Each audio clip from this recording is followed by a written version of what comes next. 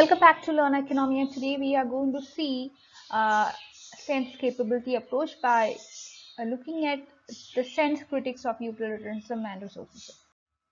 So we have seen a lot of ideas related to the approach taken by Sen when it comes to capability. So we know that it's all about functions, doings, beings, etc. Coming to an important focus of Sen's argument with respect to capability approach, we could say that this is something which leads to his critique of alternative philosophical and economic accounts. To be very specific, this person was arguing that whatever their particular strengths, none of them provide an analysis of what is well-being. And he specifically says that none of them is providing an analysis of well-being which is very much suitable as a general concept. And also he was saying that they are very narrowly focused. So his criticisms of economic utilitarianism and Rawls' primary goods are something which is particularly important in the evaluation of his account and as well as its reception.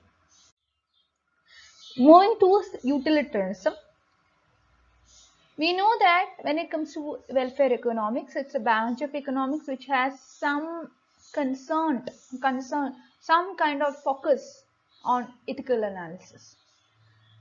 So coming to the criticism of Sen with respect to utilitarianism, we can see that his systemic criticism of form of utilitarianism behind welfare economics identifies as well as rejects some pillars. And what are these pillars? These involve act, consequentialism, welfarism, and sambrani.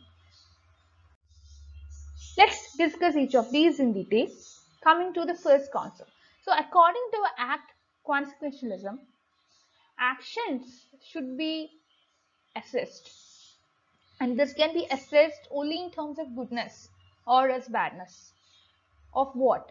Of consequences. Every action would be having some or the other consequence. Some consequence would be in good terms, some others would be in bad terms. So that is what this person was saying.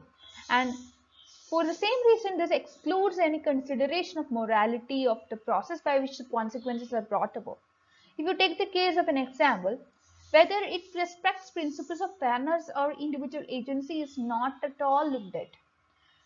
That is why Sen argues that instead of a comprehensive consequentialism, which would be integrating the moral significance of both consequence and principles, this is what is instead of the usual consequentialism which focus on just consequences of some actions, it is very much important to go for some moral significance of the consequences as well as principles. This is what he was trying to explain.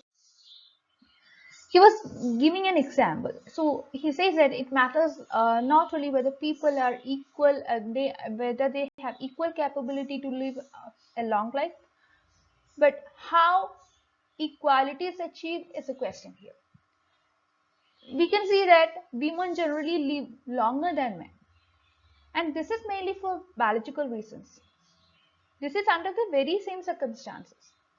So if the only thing that mattered was achieving equality when it comes to capability to live a long life, this is something which suggests that healthcare profession should be biased, especially in favor of men. But Sen was arguing that trying to attain equality in this kind of ways would override important moral claims. The act of morality is being forgotten. It is being forgotten here. Coming to the moral claims of fairness, all these things are forgotten. So, but what we have to understand is that we have to include these kinds of things in a comprehensive evaluation, and that was something which Sen was trying to say. Coming to a second aspect, that is welfarism. So this kind of approach view that goodness should be assessed only in terms of subjective utility. They were considering everything in terms of utility. So Sen was considering that welfarism would be exhibiting both valuational neglect as well as physical condition neglect. He was saying that although welfarism is centrally concerned with how people feel about their lives, it is just looking at their psychological states. It is not at all concerned about people's reflective evaluations. And also this person is saying that since it is concerned only with the feelings, it neglects information regarding the health of the people, and also it is something which neglects the actual well-being, because health is something which exactly determines the well-being. So he says that not only does subjective welfare not reliably track people's actual interest, it also creates some vulnerability to adaptive preferences. And he says that their conditions in which people live, this is something which is very different to one another. So people can become so normalized to their conditions of material deprivation as well as social justice, but they may claim to be entirely satisfied with what they have. So Sen, I'm just quoting Sen, he was just saying that our mental reaction to what we actually get and what we can sensibly expect to get may frequently involve compromises with a harsh reality. The destitute thrown into beggary, the vulnerable landless labor, precariously surviving at the edge of existence, the overworked domestic servant working round the clock, the subjugated and subjugated housewife, reconciled to her role and her fate, all tend to come to terms with their respective predicaments. The deprivations are suppressed and muffled in the scale of utilities by necessity of endurance in uneventful survival. So this was what Sen was given in his 1984 work. Now coming to the final and last thing, that is sum ranking. So it says that sum ranking would be giving importance to maximizing the total amount of welfare in a society, and this is something which neglect how it is distributed, although this is very important for individuals. Sen was considering that together with liberal philosophers such as Bernard Williams, John Rawls, the sum ranking does not take seriously the distinction between people. So Sen says that individual would be different. They would be having different abilities. They would be having different ability to convert their resources. They would be having different levels of income. So people would differ in different terms, or they will differ in terms of converting their income into their welfare. So just think about a person who is disabled, and a person who is disabled might be needing some expensive medical as well as transport equipment in order to attain welfare, and a society that would try to maximize the total amount of welfare would distribute resources. And how is it done? The marginal increase in welfare from giving an extra dollar to any person should be the same here, and resources would therefore should be distributed away from sick people, sick as well as stable, to people who are more efficient to convert their resources into utility.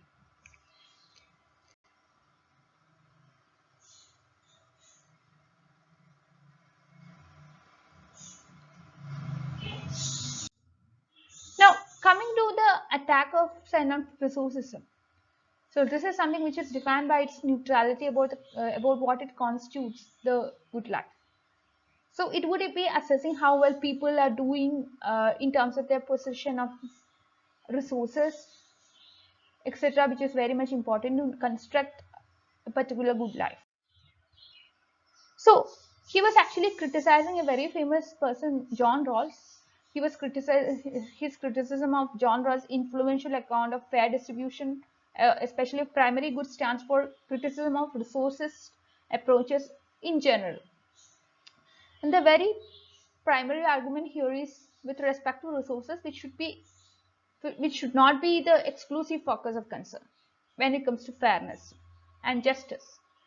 And here he says that this kinds of focus would be excluding the consideration of variability in individuals' actual capabilities in order to convert their resources into valuable outcomes. So if two people with the same vision of good life and the same bundle of resources are there, these people may not be equally able to attain or achieve that life. And so the resources neutrality about the use of resources is not fair. That is what is told by Sen. So he was just attacking the argument of Rawls. Sen's disputes on Rawls' argument that the principle of justice should be worked out from some normal case in terms of social contract. So this should be considered as a rational scheme for mutually advantageous cooperation between people who are equally able to contribute to society. Sen always believed that such cases are far from abnormal, and the general problem is something which considers resource as an impediment of advantage. And Sens always acknowledges that these kinds of distribution of resources, although it should not be the direct concern in evaluating how people are doing, this is very important, especially when it comes to the considerations of procedural fairness.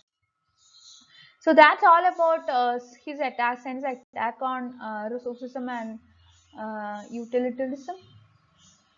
So I request you to like, share and subscribe to the channel for more videos. You can be a part of my Telegram channel and Telegram group to discuss your doubts. That's all for today. Thank you for watching.